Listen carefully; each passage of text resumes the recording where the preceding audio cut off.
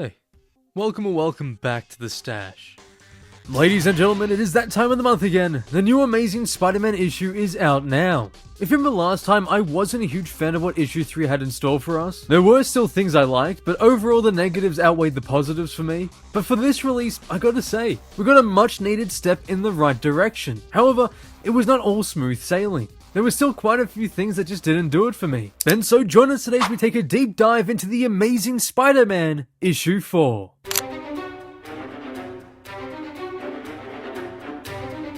So our story begins at Rand Industries. It's clear that Peter's job is on the line once again. In fact, his boss tells Brian that they must let him go due to his recent actions. But at that moment, Brian's test result of a substance Peter gave him came back just in the nick of time. Not only saving Peter's job, but also many people who might have been soon affected.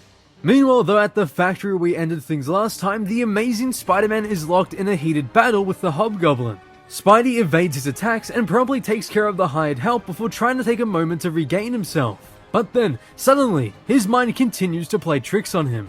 The flashback fades and his spider sense begins to blare as the Hobgoblin swoops in for another attack. As he falls, the flashbacks become more intense before disappearing as he slams against the cold hard surface.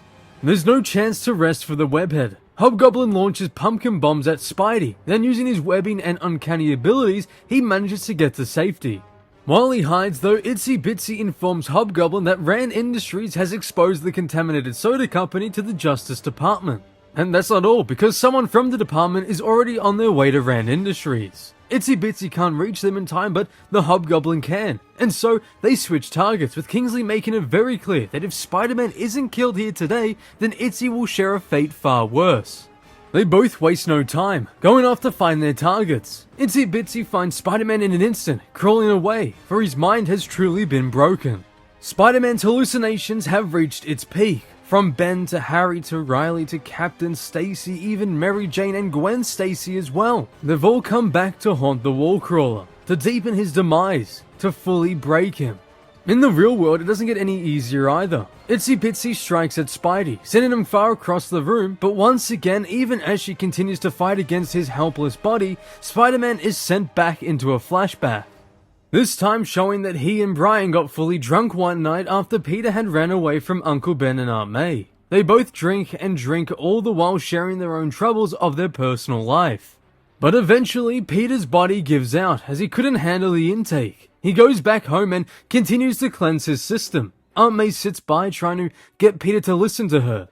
She and Ben understands that he's entitled to his youth and all that comes with it. That's the part that makes sense. But the part that doesn't, the one that hurts, is how Peter is actively trying so hard to push them away. May continues, reassuring her nephew that she cares so much for that her and Ben, no matter what he does, will always love him.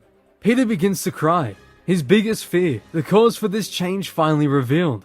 He tells her, "Until you're gone." Then there's silence for a moment, until May softly tells Peter, "Don't push away the good things because you're afraid to lose them. It's the only way to guarantee that you will." And with that said, the two share a warm embrace. As the flashback leaves him, Peter's mind is finally free. He finally has the clarity he needs. But much to his embarrassment in the real world, he was actually hugging and saying "I love you" to Itsy Bitsy, who does not take it well at all. She completely goes off the rails, but Spider-Man stays composed, swiftly dodging all the attacks before launching her across the room and webbing Itsy Bitsy against the wall. But the Amazing Spider-Man better move fast if he wants any chance at saving Brian from the menacing Hobgoblin.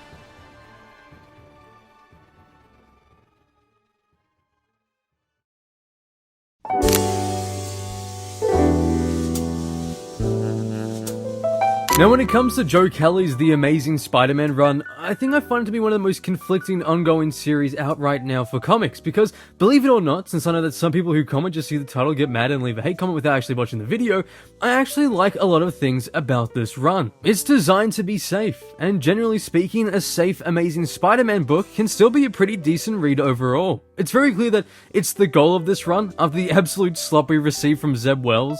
I would be more on board with the idea though if it didn't have to retread brand new day plots all over again. It feels like it's desperate for new ideas but then just falls short when it counts, relying on things that were just accepted as the norm for Spidey's modern day status quo way back when Brand New Day happened. At least this time he actually managed to keep his job. The fact that that is an achievement is quite sad, but it's still worth mentioning. Rand Industries as a whole feels pretty bland so far. I guess it does get off on a technicality because Peter's been too off his head to really give us a chance to explore it. My biggest issue with Rand Industries though would probably be Brian. His introduction within the ASM lore just feels really out of place, and to be honest, I think it would always feel out of place because of the context. Trying to add in a crucial new childhood friend after 60 odd years of storytelling to me will always come off as, feeling forced, especially when said friend almost completely helps in the destruction of his home life and encourages Peter's more rebellious side. That's actually another issue I have with this series. Peter's flashbacks in this just feel so out of character. It was fun enough in the first couple of issues, but then it went completely off the rails. It wasn't even just Peter who was affected by this too. Aunt May and Uncle Ben both acted way out of character in my opinion, minus Aunt May in this issue of course. It's gotten to a point where I almost wish the memories were just a pure side effect of the drugs that's plaguing Peter's mind and they weren't real at all, but given the setup for Brian and the way that Aunt May reacted to his name in issue 1, I severely doubt it. And I won't lie, the flashbacks / hallucinations almost completely ruined this issue for me. I wouldn't say they were out of place, but more so over the top. Like they were suffocating the story as opposed to Peter's mental state. Also, I just couldn't help but think about how funny and sad it is that Marvel thinks if they just keep repeating over and over again that Peter lost MJ as opposed to them creating a whole new character whose entire purpose is to keep them apart, then maybe it'll stick. Also, this is like Mary Jane's first appearance within this volume of ASM. 4 issues in and it's just a hallucination. It's weird to think about how much they've just removed her from the title. Just like the retreading a brand new day story plots, it's also clear we're still stuck in the ship MJ off to another title phase as well. And like, where's Black Cat? She was a major love interest to Spidey. How Felicia was the first person he properly revealed his identity to.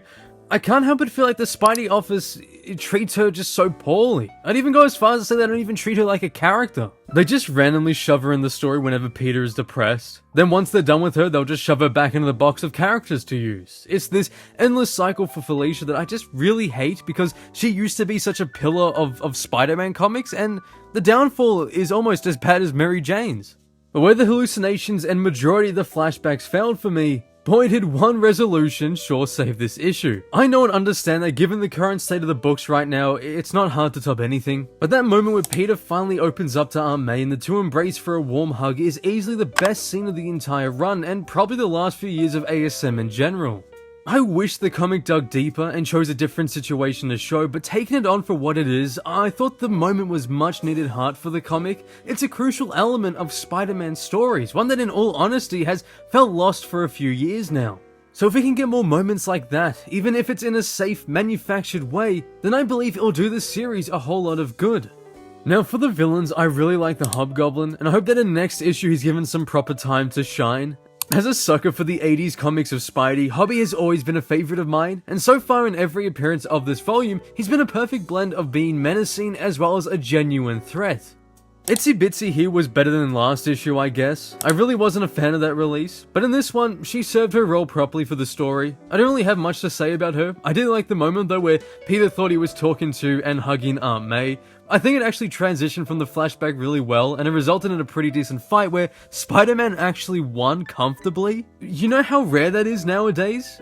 I can't believe I'm even celebrating this, but my god, seeing Spidey so confidently and easily take care of a villain was such a relief. Now, I remember last time I thought Kelly's dialogue was pretty annoying and just overall extremely desperate to be relatable and modern, but here I was happy that he toned it down a lot. In fact, I found Spider-Man within this issue to be more himself than usual, which I was pleasantly surprised with. But once again, my biggest positive for this book has got to be Pepe Larraz's artwork. This man seriously elevates every single page. It's the kind of quality that should always be present within an amazing Spider-Man comic. I absolutely adore his action scenes. The way the characters move, the way the scenery reacts to the chaos, the way it all feels alive is just so perfect. Hobgoblin is more menacing than ever before, Spider-Man looks the best he has in years within this title, and I simply just can't get enough of this artwork. It honestly makes me so sad and disappointed that as far as we know, he is not returning after the next issue.